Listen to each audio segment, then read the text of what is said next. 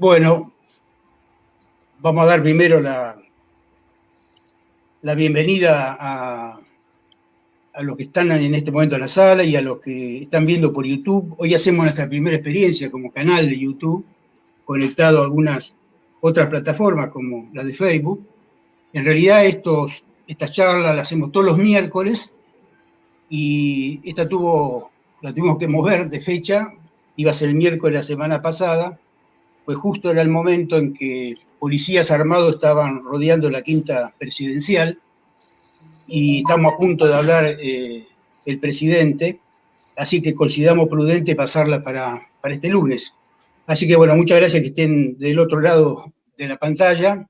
Agradezco y en nombre del equipo del Peronismo Digital de la quinta sección, le damos la bienvenida a Gustavo. Quería comentarles que a lo que pasó la semana pasada, que tuvimos que cambiar la fecha, para los gobiernos populares nada es fácil, nunca ha sido fácil a lo largo de la historia, nada.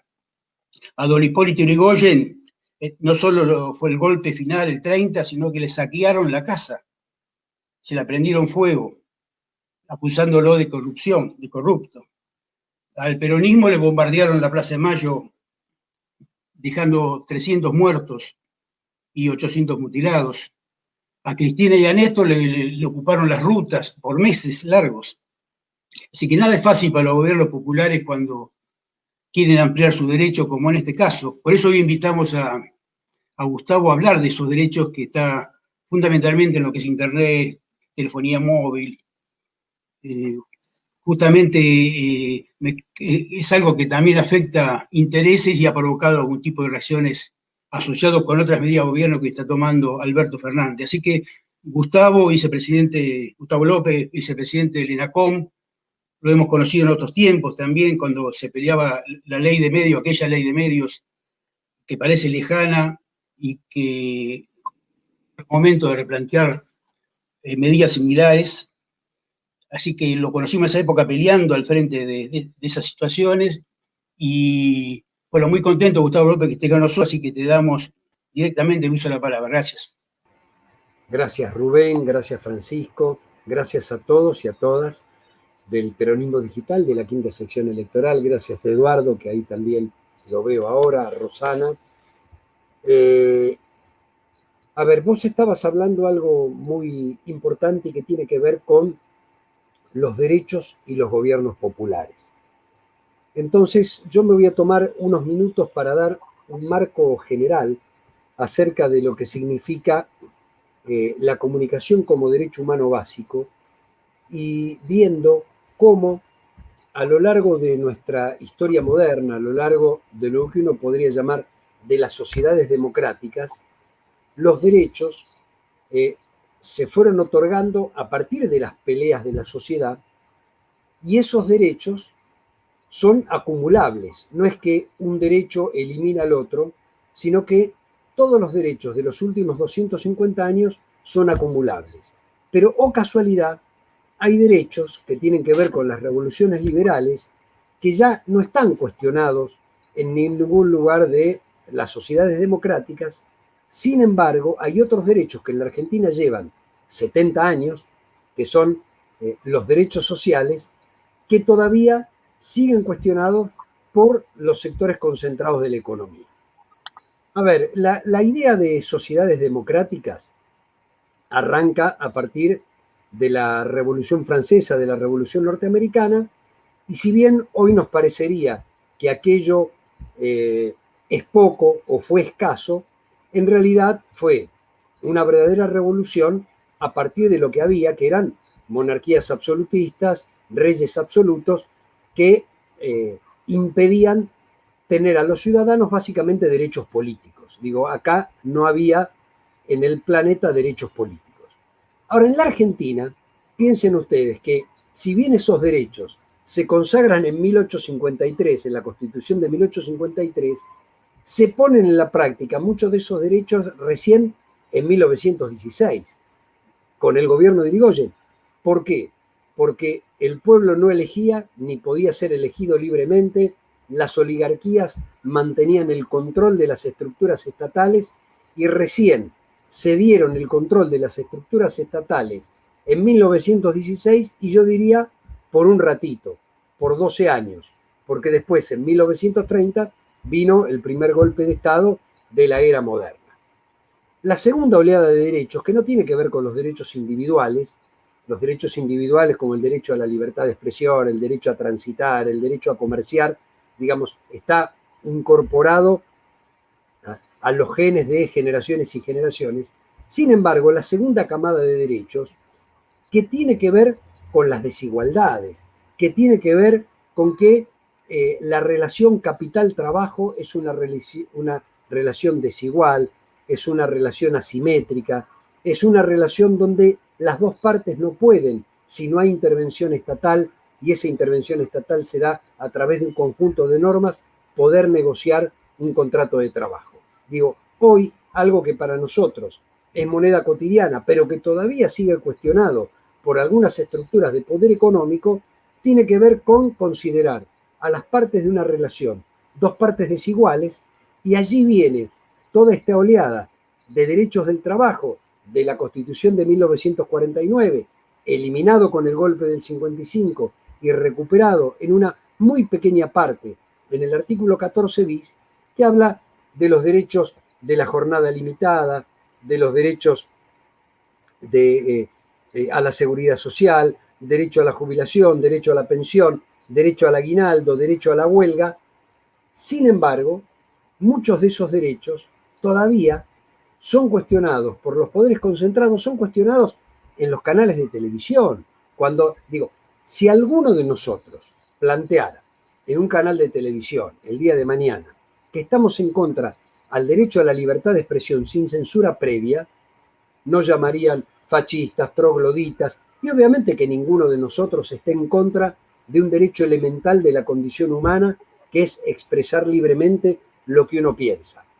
Ahora, cuando nosotros hablamos del derecho de huelga, o hablamos del derecho a una jornada limitada, o el derecho a un salario digno, ni que hablar de las ganancias de la empresa con control en la producción y en la dirección, como dice el artículo 14 bis, en ese caso la reacción es en cadena, porque lo que te dicen es que estas leyes retardan el crecimiento económico. Entonces pareciera que los derechos constitucionales en nuestro país, depende quién los plantee, solamente abarcan una parte y no otra. Imaginemos entonces los derechos de tercera generación, los derechos modernos, por eso yo hablaba de los derechos del siglo XXI, que tiene que ver con los derechos humanos, y uno de esos derechos humanos que está consagrado en la Constitución, porque nosotros incorporamos, entre otras cosas, la Convención Americana de Derechos Humanos, que habla del derecho de dar, buscar y recibir información, pero ya no habla del periodista, sino habla del ciudadano. Bueno, ese derecho, que es el derecho humano a dar, buscar y recibir información, es un derecho que se contrapone muchísimas veces con el interés de las empresas periodísticas que quieren tener el monopolio de ese derecho a la comunicación. El derecho a la comunicación no es un derecho del periodista o de la empresa periodística, sino que en la vida moderna, a partir de la Convención Americana, que es de 1969, a partir del año 94 en nuestra Constitución, pero a partir del siglo XXI, el derecho a la comunicación abarca a varias partes, no solo al emisor, sino también al receptor, que no quiere ser un simple receptor de la información, sino que tiene derecho a la búsqueda de la verdad, tiene derecho a la diversidad, tiene derecho a la pluralidad, tiene derecho a buscar el mismo información, a dar y a recibirla. Entonces es un derecho multidireccional que todavía en nuestro país no está consagrado en la vida cotidiana.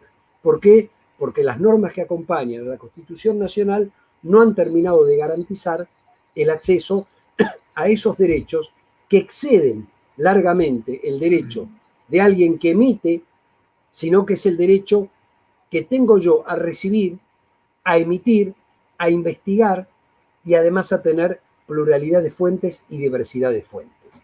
Eso todavía es una deuda que tiene nuestro país, que intentó abordar la ley de medios, la ley de servicios de comunicación audiovisual, y que fue derogado en parte por el decreto de necesidad y de urgencia de Macri 267 a los 10 días de haber asumido. A los 10 días de haber asumido, Macri cercena buena parte de la ley de servicio de comunicación audiovisual, la que tiene que ver con poner un límite a los monopolios, pero también cercena otra ley que hace a la comunicación desde otro punto de vista, que es la ley de Argentina Digital. Durante el segundo mandato de Cristina Fernández de Kirchner se produjo un despliegue fenomenal del acceso a las nuevas tecnologías de la información y de las comunicaciones. La ley de Argentina Digital del año 2014 consagraba al acceso a la información o al acceso a las tecnologías de la información y las comunicaciones como un derecho humano básico y lo declaraba servicio esencial y servicio público. Y por ende facultaba al Estado en la posibilidad de intervenir en la regulación de los precios. Y estábamos hablando en ese entonces de telefonía fija y de Internet. Todavía la ley no avanzaba sobre la telefonía móvil. Hoy pensemos que tenemos 56 millones de líneas telefónicas móviles sobre 44 millones de habitantes. Y no hablaba de la televisión por cable porque estaba regulada en la Ley de Servicios de Comunicación Audiovisual.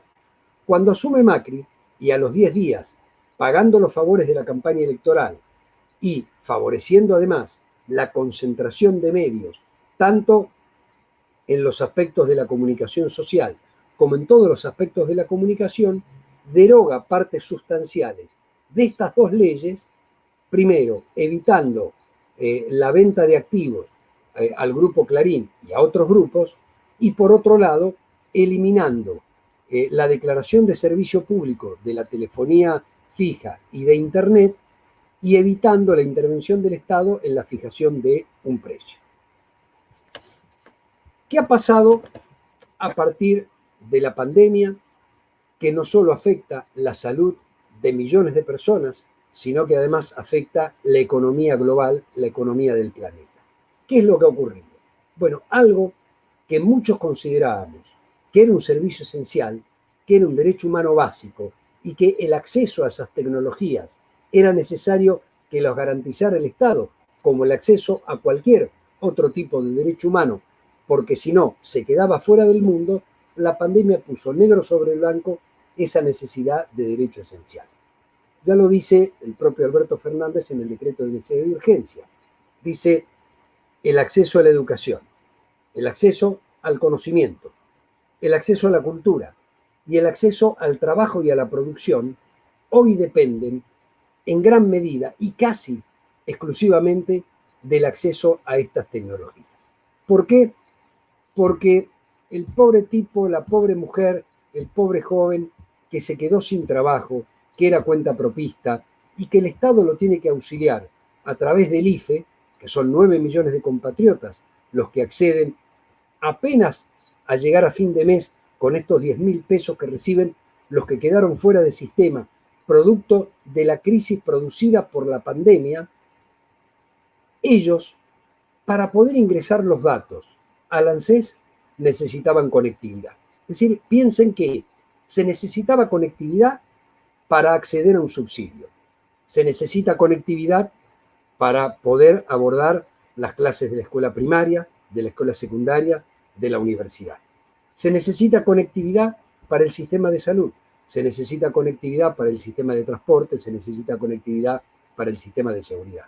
Se necesita conectividad para que el sistema científico-tecnológico funcione, para que la vacuna avance más rápido que enviándonos papers que tardaban 3 meses en producirse, después en publicarse y después en transferir ese conocimiento a través de un envío por correo, por vínculo físico, en papel, para poder avanzar en una investigación tecnológica o en una investigación científica.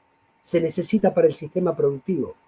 La persona que tiene el bar cerrado en la esquina de mi casa necesita tener conexión a internet y conexión telefónica para poder vender, para poder hacer el delivery, para poder cobrar con tarjeta de débito, con tarjeta de crédito. Lo necesita el productor agropecuario para poder controlar su producción, para poder, trabajar el que tiene una fábrica para no solo las ventas, sino para el sistema productivo. Es decir, hoy la conectividad es al siglo XXI lo que la red de agua y la red local o la red de gas o la red de electricidad es al siglo XX. Es decir, cuando los primeros sanitaristas se daban cuenta que la cuestión de la salud pública no era exclusivamente una cuestión de tener más o mejores hospitales, que ellos entendían que si no había una obra de infraestructura que, por ejemplo, separara las aguas servidas de las aguas potables, íbamos a seguir teniendo problemas de contagios y de enfermedades. ¿Por qué? Porque se necesitaba agua potable para poder abastecer al sistema de las grandes ciudades para resolver un problema sanitario. El problema sanitario se resolvía con el agua y no se resolvía con una vacuna. Después se necesitaba la vacuna, pero primero se necesitaba el agua. Entonces, hoy el mundo del conocimiento, el mundo productivo, el mundo de la cultura, el mundo del trabajo necesita de la conectividad. Necesita de la conectividad a través del vínculo físico, a través de Internet, a través de la telefonía celular, de la telefonía fija o a través del mundo de la televisión. Entonces, lo que hace el decreto 620, el decreto de necesidad y urgencia de Alberto Fernández, es 4 cosas fundamentales. Primero, no se podía soportar un segundo aumento de estos mismos servicios en el medio de la pandemia. Entre abril y mayo, todas las empresas habían aumentado sus servicios, salvo las cooperativas, pero las grandes empresas ya habían aumentado una vez sus servicios en el medio de la pandemia. Vuelvo a repetir, entre abril y mayo, según el tipo de servicio. Soportar un segundo aumento en septiembre. La misma gente que hoy no tiene trabajo o tiene el 50% del trabajo que tenía habitualmente, era condenarlo a la exclusión. Por eso la primera medida, que es circunstancial, que es por única vez, y es hasta el 31 de diciembre, es, señores, congelamos tarifas. Congelamos tarifas. El segundo elemento es declarar esto un servicio público esencial y estratégico en competencia porque se lo considera un derecho humano básico. Es decir, el presidente de la Nación dice, no se puede estar en este nuevo siglo sin el acceso a las tecnologías de la información y de la comunicación. El chico no estudia, el estudiante no aprende, el profesor no enseña, el laburante no trabaja, el empresario no rinde, el científico no accede. Es decir, el mundo está ligado a las comunicaciones.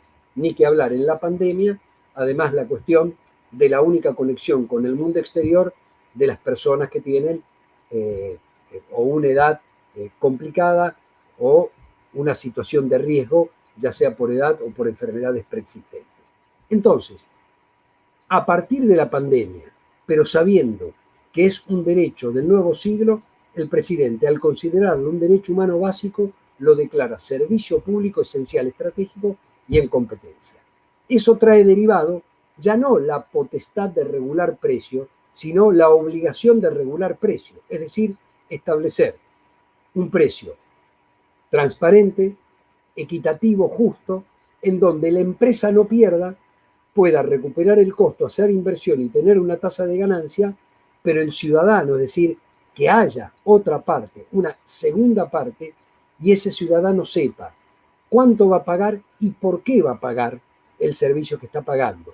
Y si va a haber algún aumento, que haya alguien que defienda el bolsillo del ciudadano, el bolsillo del usuario, el bolsillo del consumidor, revise los números de la empresa y que la empresa justifique el aumento por un mayor costo, por una mayor inversión y por mantener la tasa de ganancia. Y ahí aparece el decreto y pone en cabeza del ENACOP hacer la regulación, pero además ser el órgano regulador para el futuro aumento de precios.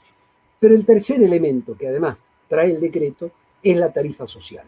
Es decir, no solo a partir de ahora queda congelada hasta el 31 de diciembre, a partir del 1 de enero hay que pedir autorización para poder aumentar, sino que además todas las empresas deben ofrecer una tarifa social para aquellos sectores, para la base de la pirámide que menos tiene y que no está en condiciones de pagar el servicio completo que pueden llegar a ofrecer las empresas.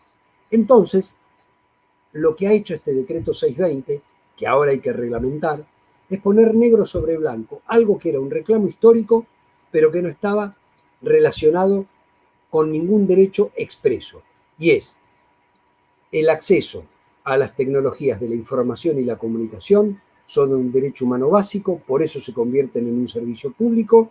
A partir de ahora el precio va a estar regulado por el Estado, en donde los privados, no importa si son cooperativas, pymes o grandes empresas, van a tener que justificar el aumento, y además va a haber una tarifa social para que ningún sector, incluso aquellos que están en la base de la pirámide, se queden sin un servicio que ha sido elemental, que es esencial y que es un derecho humano básico.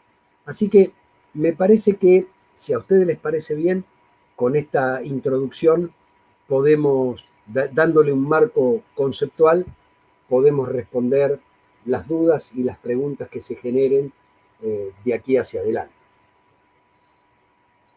Digo, después les puedo comentar qué cosas además estamos haciendo como otra cara de la misma moneda de esto que tiene que ver consagrar a la comunicación como un derecho humano básico, porque bueno, ahí viene la inversión del Estado y la obligación del Estado en extender las redes. Ahí estamos, Gustavo. Buenas tardes. ¿Cómo te va? Gracias por compartir este espacio con nosotros. No, gracias a ustedes. Bien, ahí justo diste el pie para la pregunta que venía. El decreto presidencial hace una serie de enunciados importantes, tarifas congeladas, la declara derecho esencial. ¿Cuál es el aporte concreto del Estado para romper ese umbral que hay, que parece difícil de limitar porque hay falta de interconectividad en muchas zonas, no hay conectividad? Entonces, por más enunciado y buena voluntad, si no hay interconectividad es complejo, hay que generarla. ¿Cómo se hace en virtud de que las empresas no generan inversiones? Bueno, me parece muy atinado, Eduardo, la pregunta, porque este es un dato muy importante. En los 12 años de gobierno kirchnerista, la inversión total anual en materia de tecnologías de la información y la comunicación fue de 260 millones de dólares por año. Si tomamos 12 años, la inversión superó los 3.200 millones de dólares a un promedio de 260 millones de dólares por año. Pensá que en realidad la inversión se hizo en los últimos 5, pero digamos, si lo dividimos por 12 años de gobierno kirchnerista, son 260 millones de dólares por año.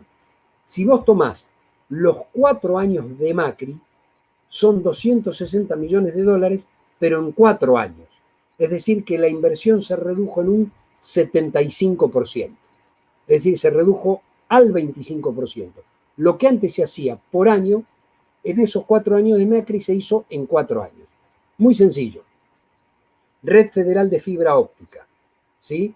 Se hicieron los trabajos de ingeniería civil por 35.000 kilómetros. Se tiraron cables y triductos por 28.000 kilómetros y se iluminaron algo más de 16.000 kilómetros. La inversión total, 1.200 millones de dólares. La única inversión del gobierno de Macri fue iluminar el cable que ya estaba tirado, con una inversión de 200 millones de dólares que se la transfirió el ENACOM.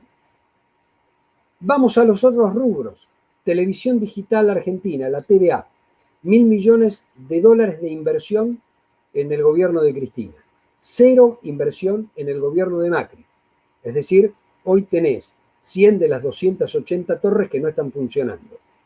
Tercer elemento, tecnología satelital. 750 millones de dólares de inversión en el gobierno de Cristina, 3 satélites lanzados al espacio, ARSAT 1, ARSAT 2 y el mellizo del que se lanzó el otro día. 750 millones de dólares de inversión. Gobierno de Macri, 8 millones de dólares de inversión en 4 años. ¿Para qué? Para alquilar un satélite, porque no hizo el tercero. Entonces, cuando uno ve que el Estado, durante los 4 años de Macri, prácticamente se retiró, redujo su inversión a un 25%, vemos por qué no se siguió avanzando en la medida de la necesidad que se debía haber avanzado en esta tecnología, porque acá cuando te quedás, no es que te quedás en el lugar, sino que retrocedes. Y lo mismo pasó con la inversión privada. Cristina licita el 4G El 4G se otorga en el año 2015 y las inversiones fuertes son 2015, 2016 y 2017.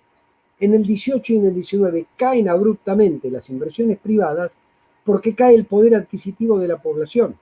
Entonces se perdieron, por ejemplo, 2 millones de líneas telefónicas del pospago que pasaron al prepago porque la gente dejó de tener plata para tener un abono y se pasó a algo que es mucho más caro, que es el teléfono prepago, que es cargo de vez en cuando y cuando puedo. Entonces, ¿qué hicimos nosotros? Por un lado el ENACOM y por otro lado el miércoles Alberto Fernández va a anunciar una serie de proyectos de ARSAT financiados por el Tesoro o con otro tipo de financiamiento para terminar la segunda parte de la red federal y comenzar la tercera, que tiene que ver con llegar a todos los puntos del país que faltan y además anillar alrededor de las ciudades. Esa va a ser una inversión de alrededor de 100 millones de dólares que se va a hacer íntegra en este gobierno de Alberto.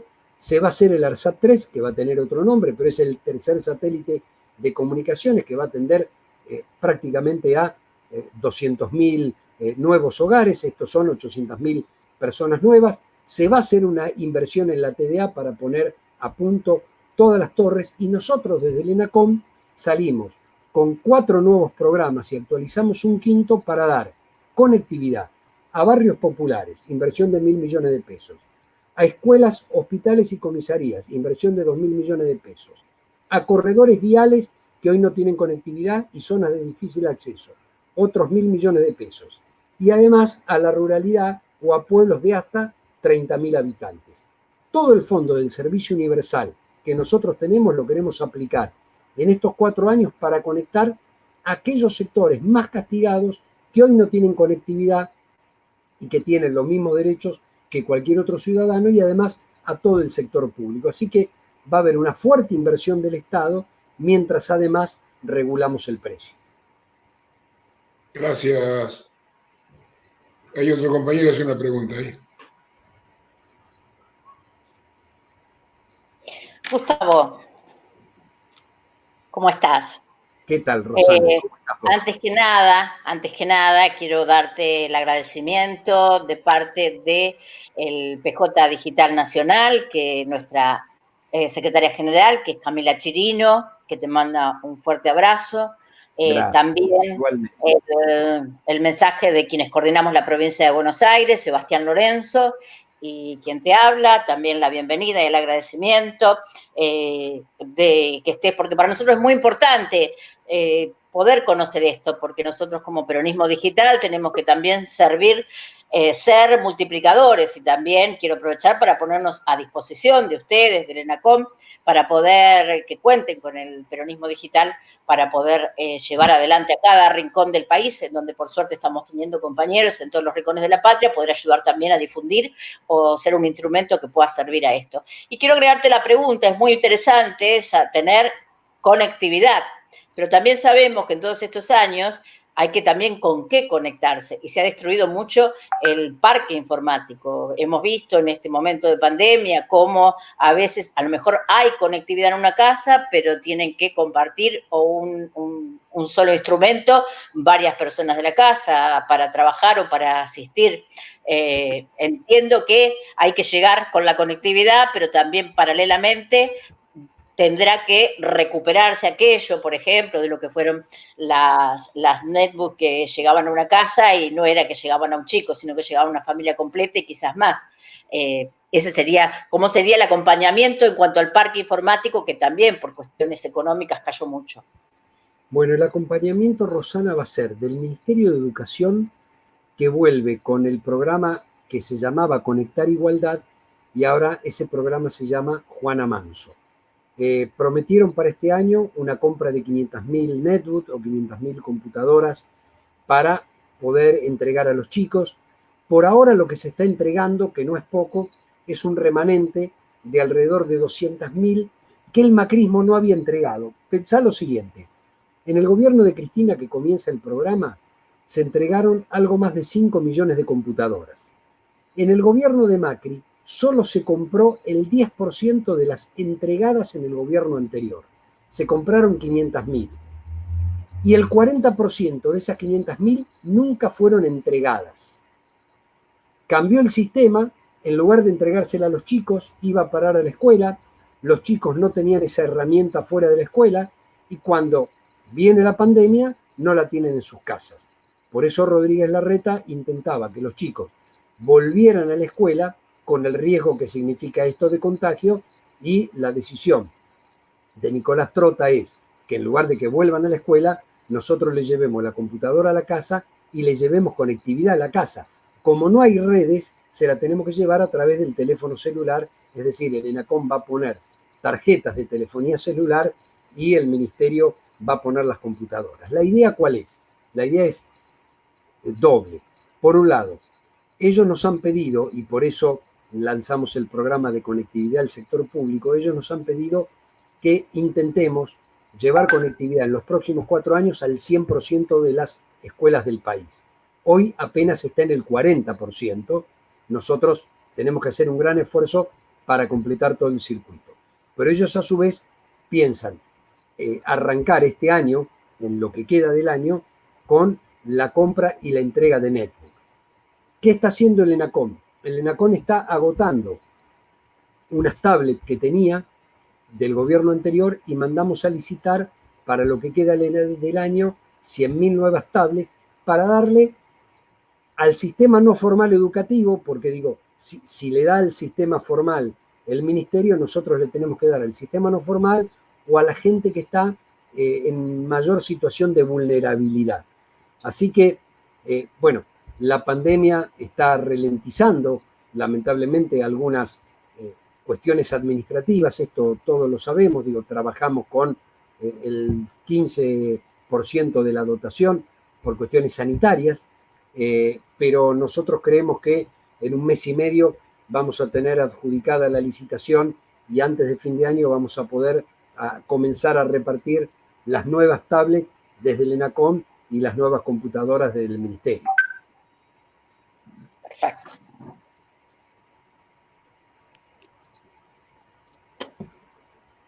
Compañero Gustavo, buenas tardes, ¿cómo le va? Un gusto de acá desde la costa.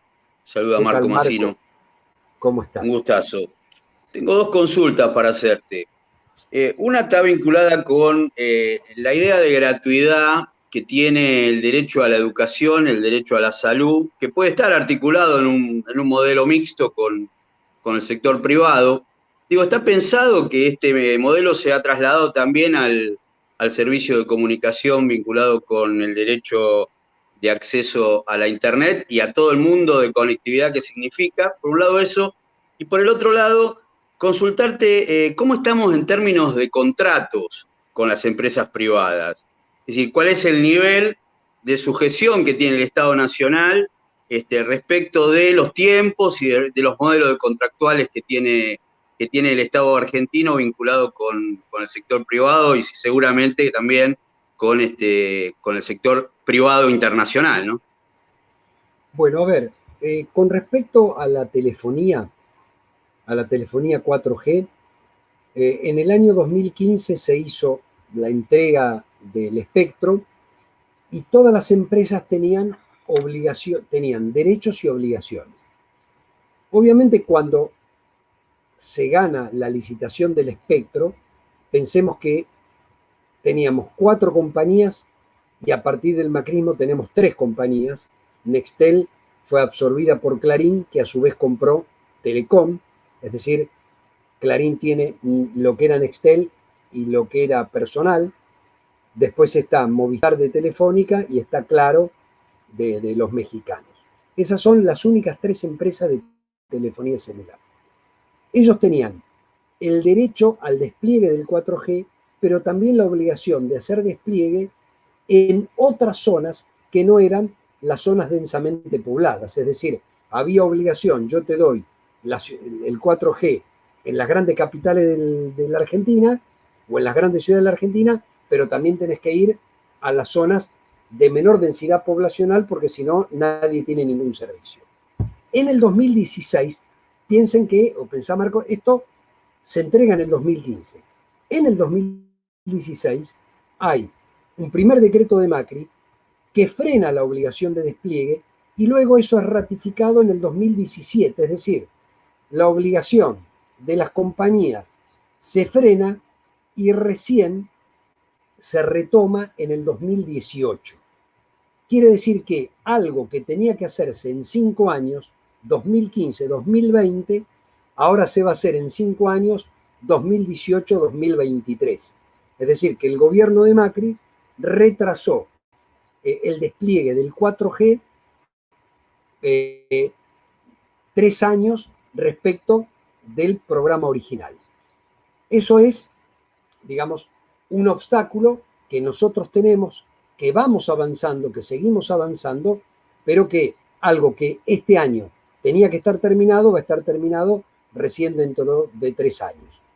Pero por otro lado, nosotros estamos avanzando y mucho con los subsidios que se llaman adelantos no reembolsables para suplir aquellos lugares donde los privados no están llegando a través de pymes o a través de cooperativas, subsidiando nosotros la instalación de redes para poder acceder al servicio. Entonces, bueno, lo que estamos pensando y estamos trabajando mucho son con empresas provinciales, para que las propias provincias desplieguen sus propias redes a través de los subsidios que nosotros le damos y trabajemos en combinación entre ARSAT, las empresas provinciales, las pymes y las cooperativas, para ver si a fin del mandato de Alberto podemos integrar y podemos crecer, no sé, en un 30 o en un 40% la conectividad que hoy existe. En las grandes ciudades está enfocado en los barrios populares, porque el resto está conectado. Pero fuera de esas grandes ciudades hay zonas de la Argentina, como por ejemplo el noreste y el noroeste, cuya conectividad solo llega al 40%.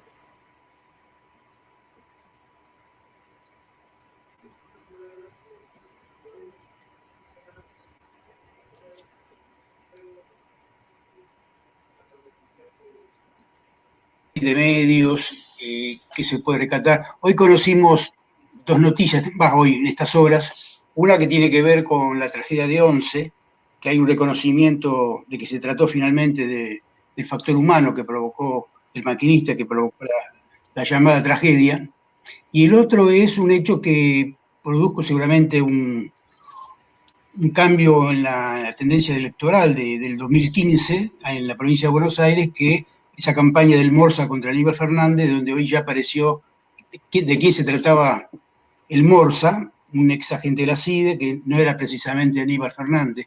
Digamos, en ese mundo cerrado de la comunicación, que ha hecho tanto daño, estamos hablando de 5 años y 11 años, tan cerrados, ¿qué elemento te imaginás para repensar en el futuro una ley de medios con las nuevas tecnologías? Ya no es lo mismo la Argentina de medios de hace 10, 15 años que la de hoy, ¿no? Por supuesto. Sí, mira, la verdad que ahí hay que hacer un cambio muy profundo que nosotros no pudimos terminar de sostener con la aplicación de la Ley de Servicios de Comunicación Audiovisual. La Ley de Servicios de Comunicación Audiovisual tenía varias partes. Básicamente tenía, yo diría, 3 grandes ejes. El primer eje era un eje antimonopólico, es decir, no se podía tener más que una determinada cantidad. El segundo eje tenía que, bueno, el primer eje en realidad era la libertad de expresión. Digo, lo que movía la ley era considerar a la comunicación un derecho humano básico. Eso traía como consecuencia 2 cosas. Poner límites a la concentración, porque la propia Corte, cuando declaró constitucional la ley en el año 2013, dijo que la concentración pone en riesgo la libre circulación de las ideas. Y el tercer elemento era la producción. Esto es la producción audiovisual nacional. La producción audiovisual tiene que ver con la construcción de sentido. La ley fue demorada por la justicia, una justicia cómplice de todo esto que vos estás señalando, Rubén, digo, cómplice de haber impedido el triunfo de Aníbal Fernández en la provincia de Buenos Aires, o cómplice del silencio que tiene que ver con la tragedia de Once. ¿Y por qué digo cómplice? Porque esa justicia, influida por el poder político y económico y por los agentes de inteligencia, ha constituido el lawfare o los sótanos de la democracia, o como lo queramos llamar. Entonces, ¿qué necesitamos nosotros? Más allá de que necesitamos una justicia independiente del poder político y del poder económico, la mayor influencia hoy es del poder económico, nosotros necesitamos una justicia independiente, también necesitamos multiplicar las voces y que haya diversidad. Yo creo que el camino elegido en su momento no dio resultado y que nosotros tenemos que tener otro.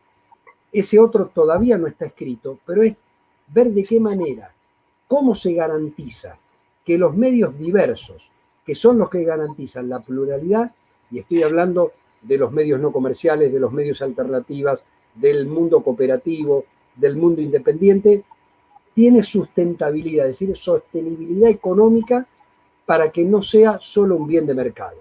Y me parece que este es el gran desafío que tenemos que asumir de acá a fin de año para ponerlo en práctica, es cómo vamos a sostener nosotros el sistema de medios de manera tal que no dependa exclusivamente del sistema comercial. Una de esas maneras es la pauta oficial, yo creo que tiene que estar por ley y que el 33% de la pauta tiene que ir a los sectores no comerciales, no solo a los sectores no comerciales, sino a las pymes. Tiene que haber ayuda básicamente del Ministerio de la Producción.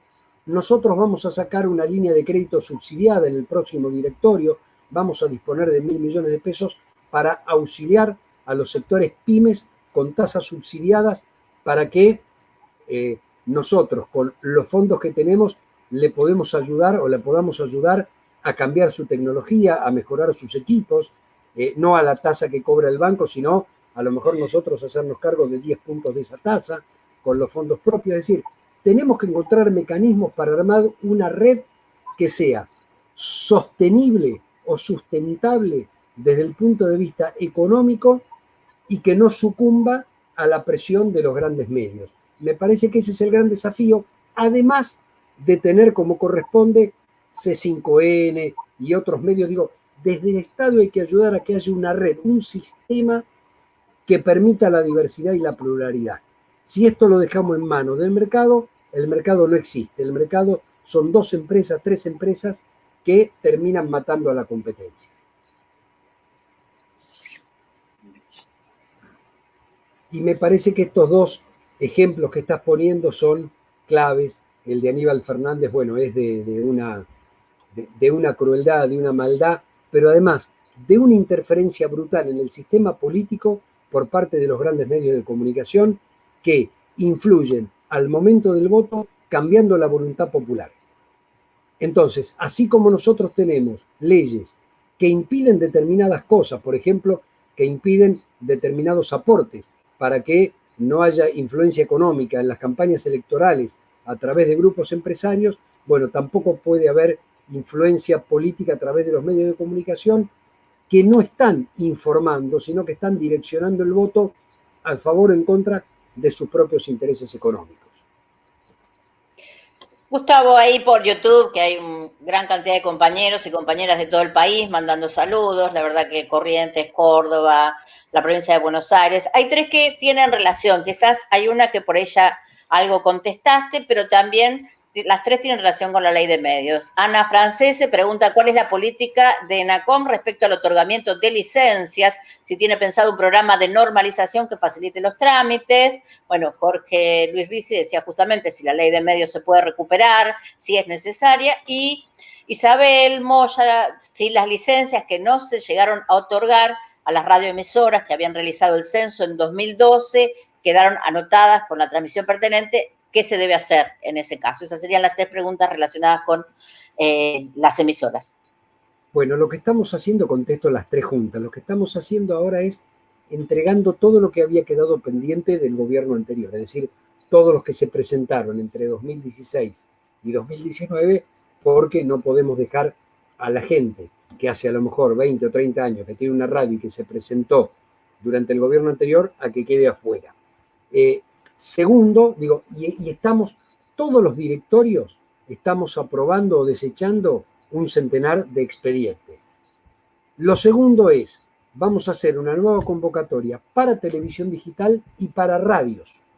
Para radios, primero en aquellos lugares donde hay más frecuencias que demanda de frecuencias, para que todos puedan normalizar.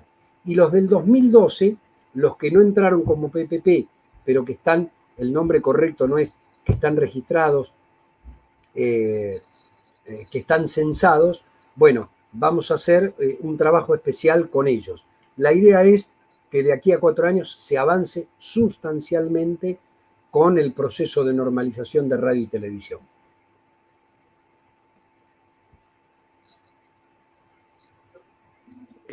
Gustavo, vos hace un instante hablaste un poco de la pauta. Me parece que es uno de los temas centrales que tiene que ver con una verdadera federalización del mundo comunicacional, digamos, de las oportunidades realmente de que haya voces.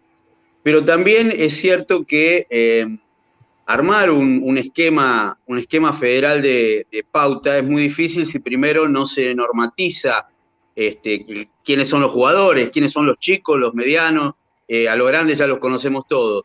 ¿Qué vocación hay de trabajar? Vos recién hablabas de la licencia, pero creo que excede un poco el tema licencias. Me parece que tiene que ver con niveles de capacitación de aquellos que están al frente de medios de comunicación o que lo pretenden estar, el mundo de las cooperativas, el mundo de las organizaciones sociales, si todo un espectro que es realmente variopinto y ampliado que necesita la pauta no como una forma de vivir, sino fundamentalmente como una forma de sostener el proceso, ¿no?, comunicacional. Y el otro tema que no quería dejar de preguntarte es qué se está pensando con el futuro, con el 5G. ¿Cómo va a entrar la Argentina a jugar en ese mundo? A ver, el 5G todavía debo decir que no está resuelto, no hay una decisión política, económica, geopolítica tomada acerca de qué tecnología se va a aplicar y exactamente qué uso va a tener. Esto me recuerda un poco a lo que sucedió con la televisión digital. En el gobierno de Menem habían declarado que optaban por la norma norteamericana. 10 años más tarde, esa norma nunca se había aplicado. Finalmente, por una cuestión técnica, pero también económica, se optó por la norma japonesa brasileña, porque la discusión ahí era, ¿nos aliamos con Brasil o nos diferenciamos de Brasil? Bueno, finalmente, en el 2010, la estrategia fue, vamos a aliarnos con Brasil y tenemos un mercado de 500 millones de personas para venderle tecnología digital. Y bueno, y después esa decisión de Argentina y Brasil arrastró al resto de América. Acá hay una pelea de dos monstruos, Estados Unidos y China, por la tecnología. Nosotros, cuando digo nosotros es el gobierno nacional, tendrá en cuenta, primero la tecnología, cuál es la más conveniente, segundo las cuestiones económicas y geopolíticas, y tercero, ¿para qué se va a aplicar? Hasta ahora, una de las cosas que se manifiesta es que va a tener más un uso industrial que un uso domiciliario, el 5G. Entonces, Marco no lo podría asegurar, pero me parece que viene por ese lado. Mientras tanto, yo vuelvo a la necesidad de desplegar el 4G porque hay un 50% del país, un poco menos quizá, que no tiene 4G, es decir, que no tiene capacidad para transmisión de datos a la realidad que hoy se necesita. Y después, a la primera, me parece que nosotros tenemos desde el Estado que hacer alianzas estratégicas con el mundo cooperativo, con el mundo no comercial, con el mundo pyme, porque no solo son los que generan el empleo, sino que son los únicos que te van a garantizar la diversidad y la pluralidad. Así que para mí esa alianza es estratégica para garantizar la libertad de expresión y la libre circulación de las ideas, y por eso se tiene que traducir en un sistema que permita, e insisto con la idea, la sostenibilidad del propio sistema. Bien, Gustavo, hablaste de apoyo a los medios, de alguna manera, regularizar licencia, fortalecer la comunicación popular, que es clave ante los medios hegemónicos, comunicación popular como alternativa. Pero para que la comunicación popular funcione hace falta también formación de comunicadores. ¿Se podrá poner en marcha nuevamente ese programa que había de formación de todos los actores de la comunicación popular a través de ENACOM? Fortalecimiento precisamente de conocimiento que para mí es clave. Sí, estamos trabajándolo para volver a asignarle presupuesto. Lo que ha hecho el macrismo con todo esto fue dinamitar lo que era el AFCA, ¿sí? Eh, y cuando digo dinamitar, entre otras cosas, echó a más de 500 empleados. Entonces, hoy no contamos con ese capital humano y con los recursos para poder avanzar en esa tarea. Digo, cuando vos echás a 500 personas, eh, careces de factibilidad, de control, de regulación, pero también de fomentar la actividad. Y eso fue una decisión política. Fue una decisión política desarmar el organismo yendo con la expulsión de centenares de compañeros que no solo se quedaron sin trabajo, sino que además la sociedad se quedó sin esa herramienta fundamental.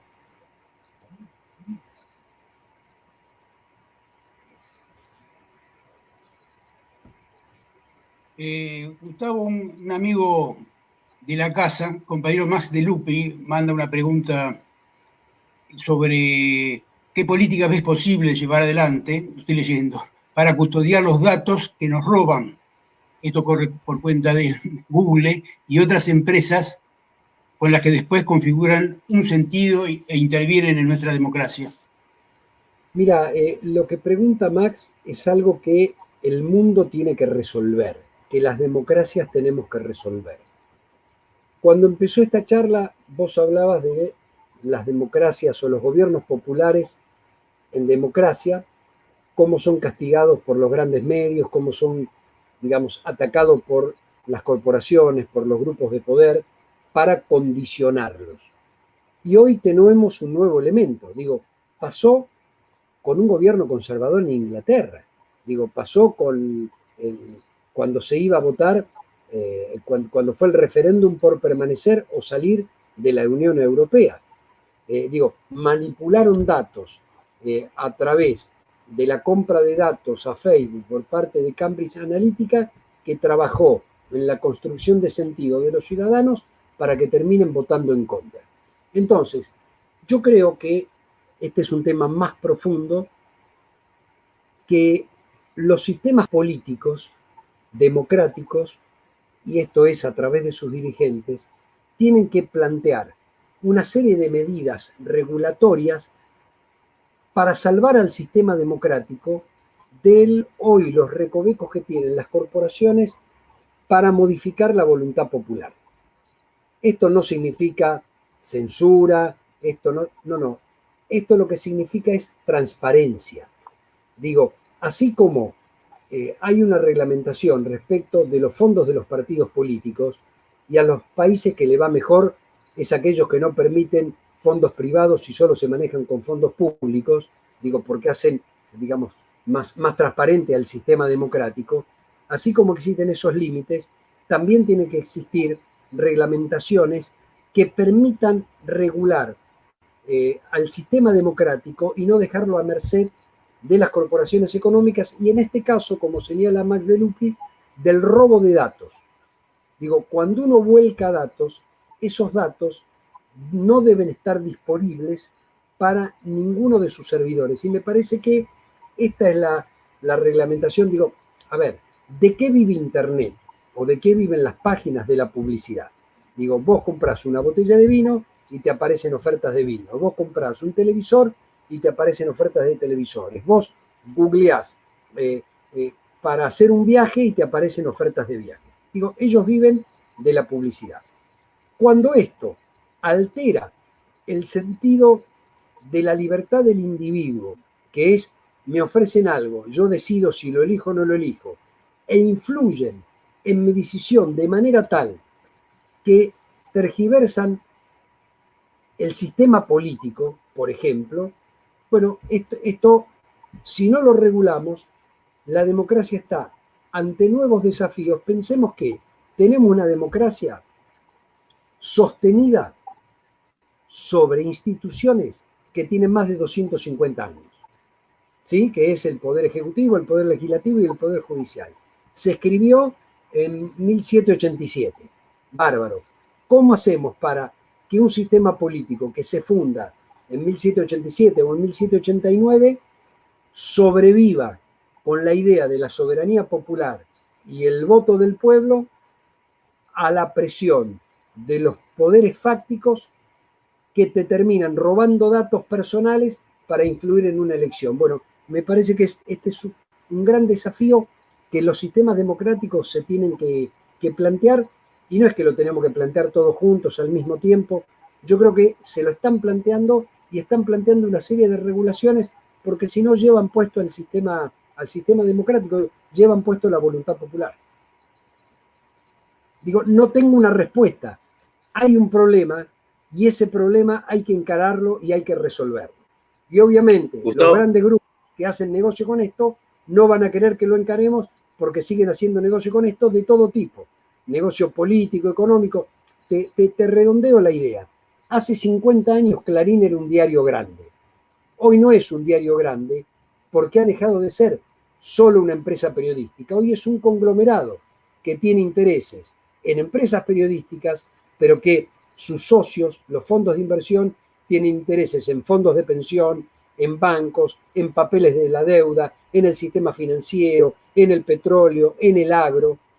Entonces, cuando vos, como gobierno, tomás una medida para ordenar el sistema del agro, o los impuestos, o el sistema del petróleo, o la renegociación de la deuda externa, los vas a tener en contra porque sus socios son parte de ese sistema.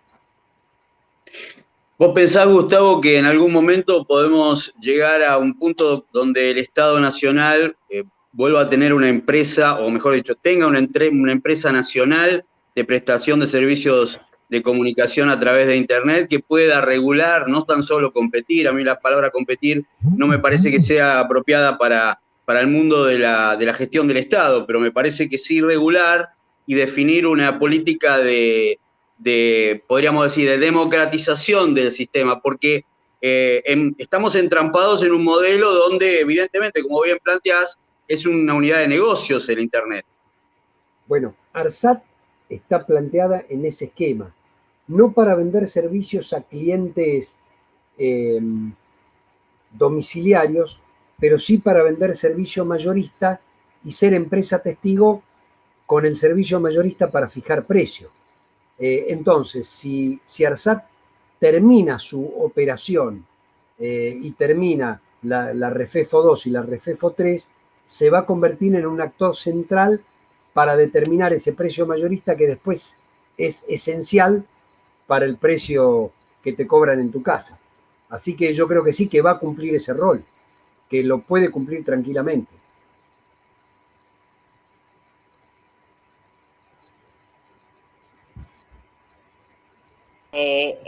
YouTube, que nos comprometemos a que vamos a transmitir algunas más y le vamos a hacer llegar a Gustavo todas las preguntas, absolutamente todas, para que sepa y que después las contestaremos.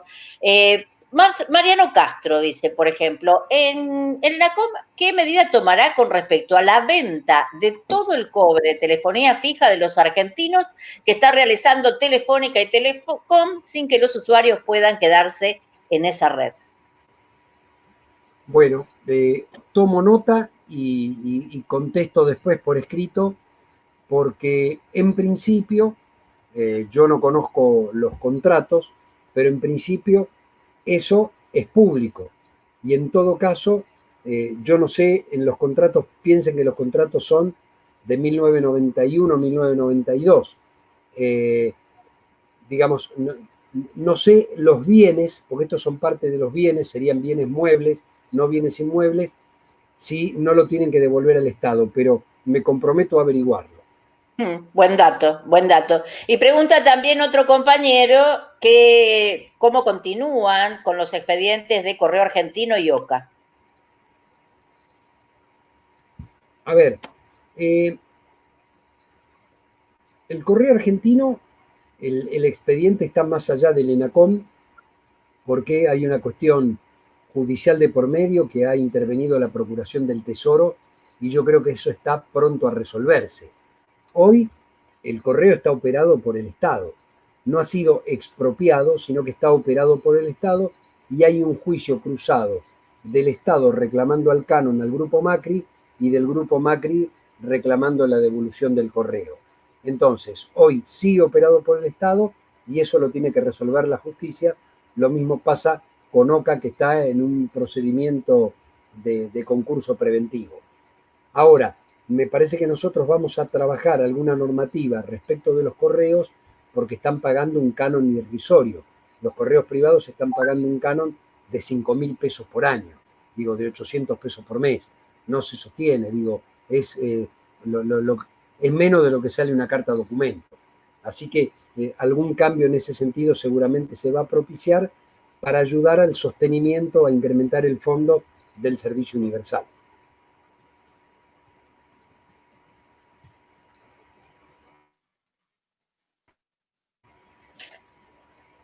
Bien, ahí el compañero Rubén Sentís ya te va a estar despidiendo, insisto, son muchos los comentarios, sobre todo, además de las preguntas, nos vamos a comprometer, Gustavo, en hacértelo llegar, porque puede haber datos interesantes también de gran cantidad de compañeras y compañeros que quizás sean de inconveniencia o no, pero bueno, está bueno los datos que pasan. Rubén, como coordinador de la quinta sección, ya así vamos cerrando. La verdad que interesantísimo y con muchísima expectativa ha despertado esta charla. La verdad. Gracias, Rubén. Gracias.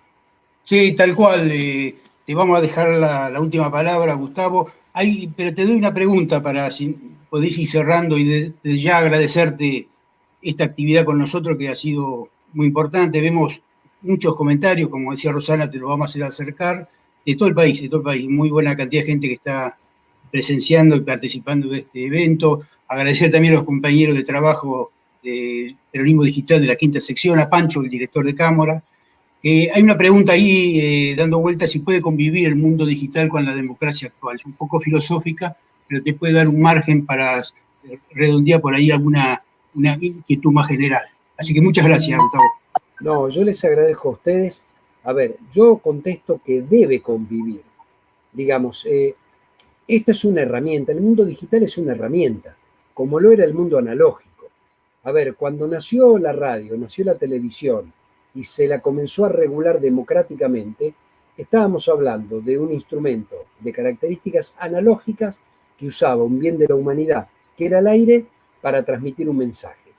Entonces, vos podés tener regulaciones autoritarias o regulaciones democráticas. El mundo democrático hizo regulaciones democráticas. ¿Para qué?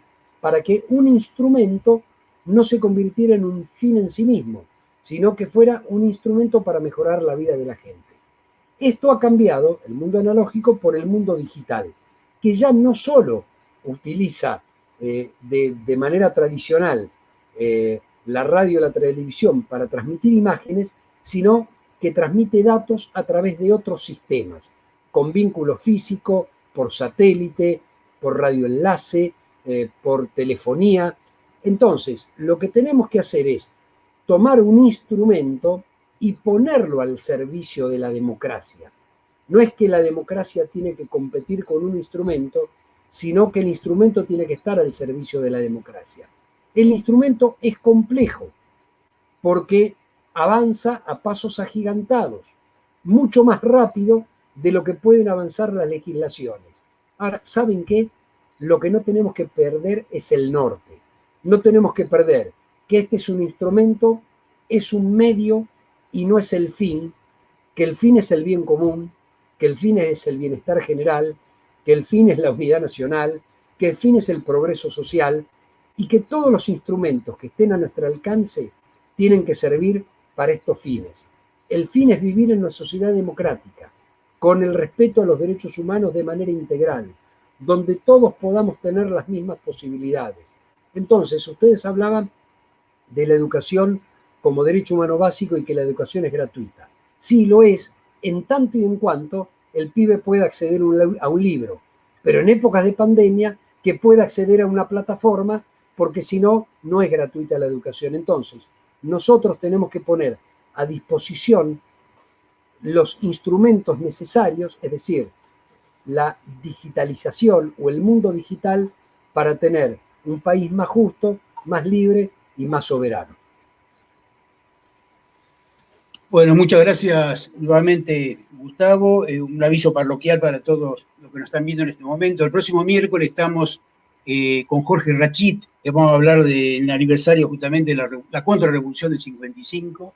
Así que así como en el 30 fue el quiebre de la ley Sáenz Peña, el golpe contra el nuevo esquema democrático que había comenzado, en el 55 comienza la destrucción de un proceso de bienestar social que se había arrancado en 1945. Así que un gran abrazo, Gustavo. Nos vamos a volver a encontrar, te lo prometo. Gracias a ustedes. Fue un placer. Fuerte abrazo, Gustavo. Abrazo.